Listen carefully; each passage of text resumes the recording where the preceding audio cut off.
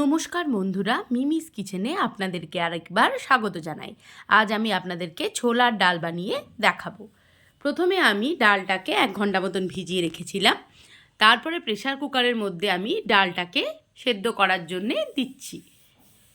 আপনারা চাইলে ভেজাতেও পারেন, না ভেজালেও ক্ষতি নেই। দিয়ে দিলাম ওর মধ্যে 2টো এলাচ আর একটা দারচিনি, আর দিলাম হলুদের গুঁড়ো, অল্প পরিমাণে নুন, আর দিয়ে দেবো একটু তেল। এবার ঢাকনা বন্ধ করে আমি প্রেসার কুকারটাতে ডালটাকে সেদ্ধ হতে দেব। এরপর আমি আদা আর কাঁচা লঙ্কার একটা পেস্ট বানিয়ে নেব। ডালটা আমার মোটামুটি আধ সেদ্ধ আমি করেছি, খুব বেশি সেদ্ধ করিনি। এই দেখুন মোটামুটি সেদ্ধ হয়ে গেছে। এবার আমি এটাকে নামিয়ে নেব। কড়াইয়ে বসিয়ে দিয়েছি। কড়াইয়ের মধ্যে আমি দিয়ে দিলাম 1 চামচ গাওয়া ঘি।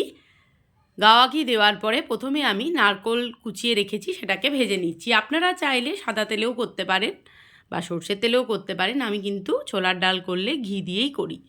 এরপর কাজু আর কিশমিশটা আমি ওর মধ্যে দিয়েও ভেজে নেব। ভালো করে ভেজে নিতে হবে। লাল লাল করে ভেজে আমি এগুলোকে তুলে রেখে দেব।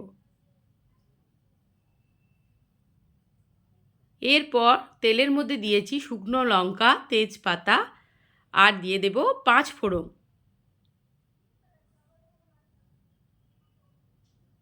ঘিয়ের সাথে 5 ফোড়নটা দিলে একটা সুন্দর গন্ধ উঠবে। আর দিয়ে দিয়েছি আমি হিং। ফোড়নটা গরম হওয়া অবধি আমি অপেক্ষা করব। এরপর আমি এর মধ্যে দিয়ে দেবো আদা আর কাঁচা লঙ্কার যে পেস্টটা বানিয়েছিলাম সেই পেস্ট। 1 চামচ মতন আদা আর কাঁচা লঙ্কার পেস্ট আমি দিয়ে দিলাম। এবার ভালো করে ঘিয়ের মধ্যে আমি ওটাকে ভেজে নিচ্ছি। আর দিলাম আমি ধনে গুঁড়ো, ছোটো চামচের 1 চামচ দিয়েছি ধনে গুঁড়ো।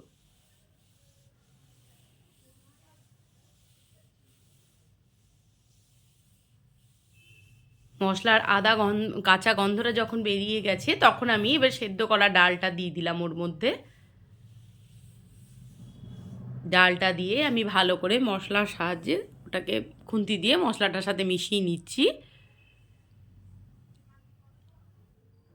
এরপর আমি দিয়ে দিলাম বেশ খানিকটা পরিমাণে চিনি, কারণ ছোলার ডাল দেখবেন একটু মিষ্টি মিষ্টি ভালো লাগে। আর দিলাম অল্প পরিমাণে নুন, যেহেতু একবার নুন দিয়েছি তাই আর একটু নুন আমি অ্যাড করলাম। এবার আমি ঢাকা বন্ধ করে দিলাম। ঢাকনা খুলে দেখে নিচ্ছি ডালটা আমার কতটা কি সেদ্ধ হয়েছে।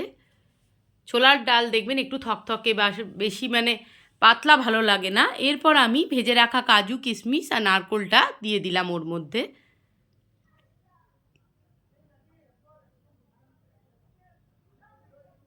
ব্যাস তৈরি হয়ে গেছে আমার ছোলার ডাল। ভিডিওটি ভালো লাগলে like, comment, share and subscribe করে দেবেন।